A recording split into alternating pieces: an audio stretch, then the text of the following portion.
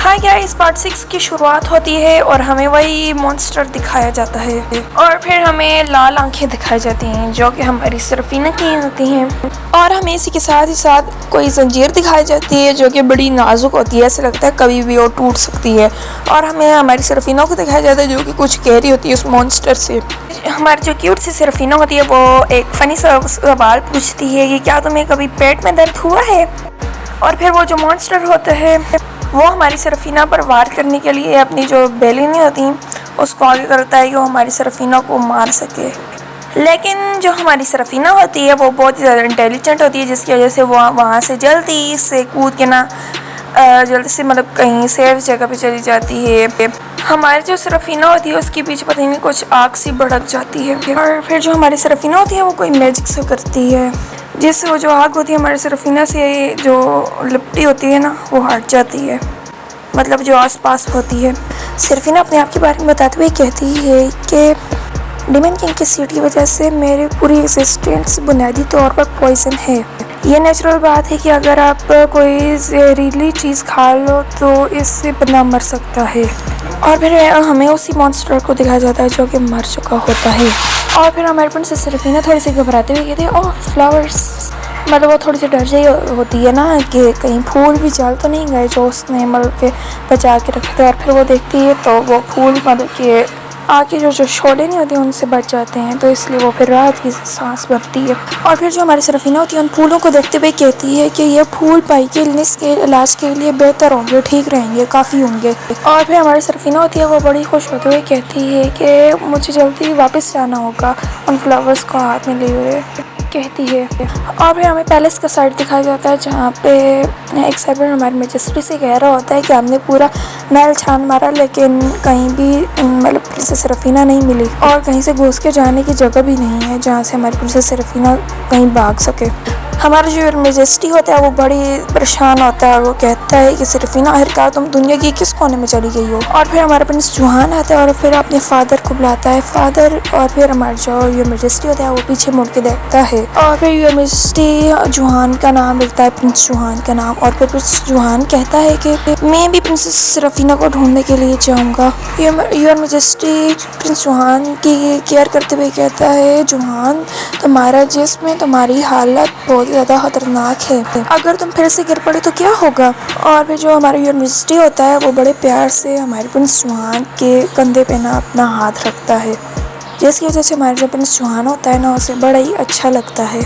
और फिर हमारा जो प्रिंस जुहान होता है वो एक बड़े भाई की तरह अपनी बहन की केयर करते हुए कहता है कि मैं प्रिंसेस सरफीना को ढूंढना चाहता हूँ इससे बढ़कर, क्योंकि वो मेरी बहन है। हमारा जो योर मैजेस्टी होता है अपने बेटे को ऐसे अपनी बहन की केयर करते हुए देखकर बहुत ही ज़्यादा ना हैरान और खुश होता है। हमारा जो योर मैजेस्टी होता है अपने जो बेटे का होता है ना हाथ, उसको बहुत ही प्यार से पकड़ते हुए कहता है कि फिर योर मैजेस्टी अपने बेटे से कहता है कि अच्छा ठीक है, फिर मैं तुम्हारी छोटी बहन की ज़िम्मा तुम पे छोड़ता हूँ कि तुम अपनी बहन को ढूंढ के लाओ। हमारा जो प्रिंस जुहान होता है वो भी बड़े फ़ख्र से और पुरजोश होकर कहता है ठीक है और राइट फादर। और फिर वो भाग के जाने लग पड़ता है अपनी बहन को ढूंढने के लिए और पीछे से जो मैजेस्टी होते हैं वो अपने बेटे को देख रहा होता है। और फिर वो प्रिंस जुहान के बारे में थोड़ी केयर करते हुए उसका नाम रहता है जुहान। और फिर वो मैजेस्टी बड़े प्यार से कहता है बड़बड़ाते हुए कि मेरे बेटे प्रिंस जुहान, मेरे जाने बगैर तुम कितने बड़े हो गए हो। और फिर हमें प्रिंस जुहान को दिखाया जाता है जो कि बहुत ही ज़्यादा तेज़ बारिश में निकलता है अपनी बहन को ढूंढने के लिए।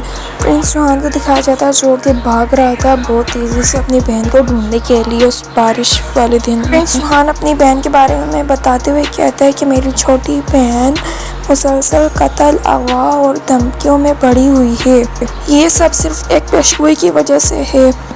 अगर इससे अगवा कर लिया गया हो या ये कत्ल की कोशिश थी। हमारे प्रिंस जुहान को वही फिर से बातें याद आती है जिसमें उसकी बहन की रहती है मैं तुमसे और बातें करना चाहती हूँ भाई, ऐसे लग रहा था जैसे मैं तुम्हें अभी जानने की कोशिश कर रही थी। ये सब बातें